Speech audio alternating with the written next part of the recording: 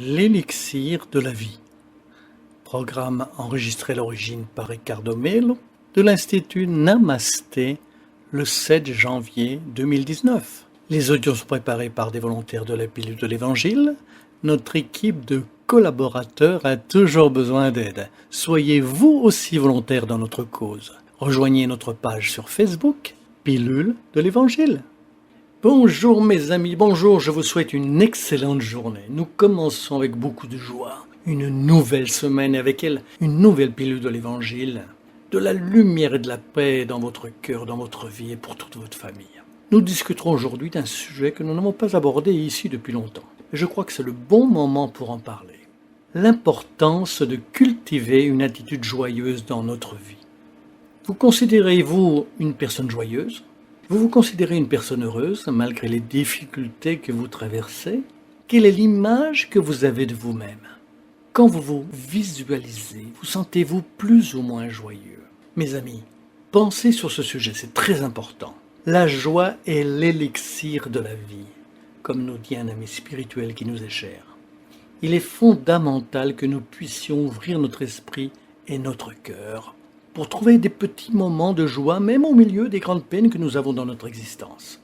Vivre sur cette terre n'est pas facile. Ce n'est pas la peine de dire que c'est facile. Non, ça ne l'est pas. La terre est un monde d'épreuves et d'expiations, c'est sûr. Et certains d'entre nous éprouvent de plus grandes difficultés que d'autres, en raison de la nécessité pour l'esprit lui-même d'évoluer. Ceux qui n'en éprouvent pas aujourd'hui l'éprouveront demain. Laissons ceci bien clair. Nous attirons tout le temps et modulons l'attraction de cette épreuve existentielle. Mais sans aucun doute, ce qui va faire la grande différence dans notre vie, c'est la rendre plus douce, c'est d'apporter plus de joie à votre cœur. La joie est le tampon de notre âme. Avez-vous pensé à ça ? Si vous êtes une personne bourrue, toujours de mauvaise humeur, qui ne sait que se plaindre, qui n'arrive pas à rire de vous-même, vous n'allez qu'accroître votre mal. Sans aucun doute, vous pouvez prier toute la journée, se mouiller la tête pour se faire baptiser, recevoir 10 000 passes ou communier toute la semaine, cela ne servira à rien, parce que le changement ne se fait pas de l'extérieur à l'intérieur. La spiritualité supérieure ne peut pas changer nos schémas vibratoires. Cela ne fonctionne pas. Jésus n'a pas non plus changé le schéma vibratoire de ceux qui étaient à côté de lui, à tel point qu'ils l'ont crucifié. Ce n'est donc pas ainsi que cela fonctionne.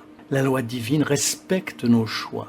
Nous avons des exemples et des opportunités de renouvellement, mais c'est nous qui choisissons le renouvellement.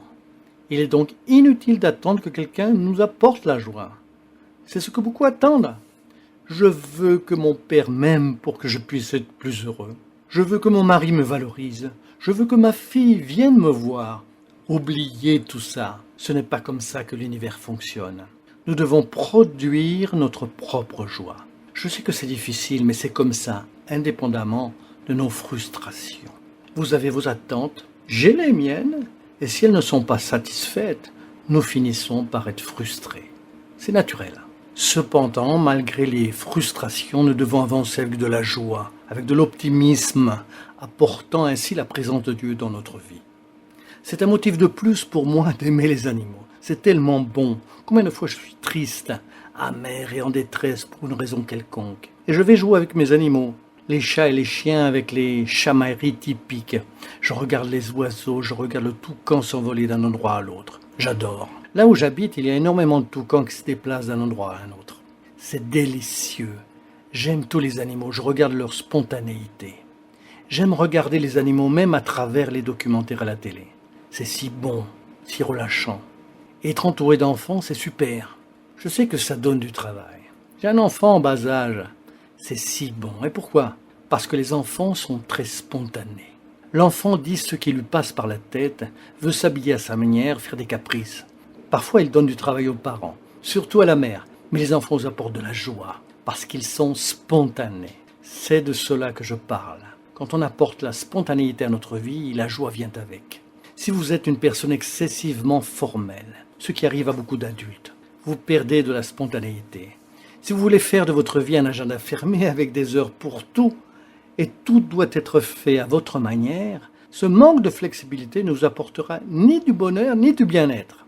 Ceux qui ont pu vivre avec Chico Xavier parlent de la douceur de son âme. Chico faisait des blagues, jouait, riait avec tout le monde, était gai et heureux. Il rigolait de ses propres mots, de ses limitations. En ce sens, aujourd'hui c'est un autre jour pour vous de renouveler votre engagement avec votre joie. Puissiez-vous produire votre propre élixir de vie dans cette transformation intérieure en étant de bonne humeur, en riant de vous-même, de vos propres difficultés, en essayant d'interagir avec la vie de manière plus légère, dans la certitude que tout passe. N'ayez aucun doute là-dessus. La douleur de maintenant passera, les problèmes aussi, et ce qui vous dérange maintenant passera, car cela a toujours été comme ça. Il y a 10 ans, les choses qui vous dérangeaient étaient un problème. Aujourd'hui, une bonne partie n'existe plus. Ils ont passé. Cela a toujours été comme ça. Du calme. N'alourdissez pas votre douleur. Apportez-lui plus de légèreté. C'est différent, c'est exactement comme cela qu'une personne agit quand elle cultive la joie dans son cœur.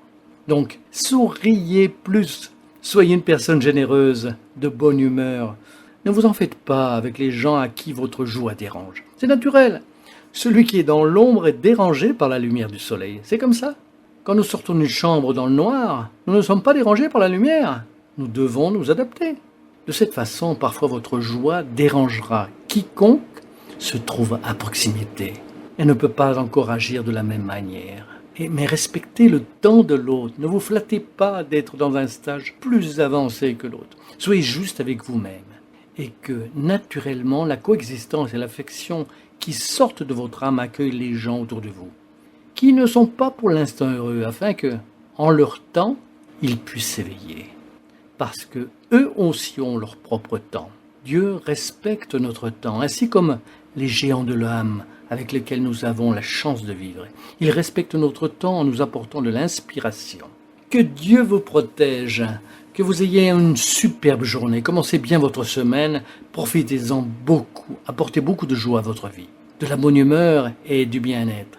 Restez dans la paix de Dieu. Merci de partager les pilules de l'Évangile et avec une immense joie, je vous dis à bientôt, à très bientôt.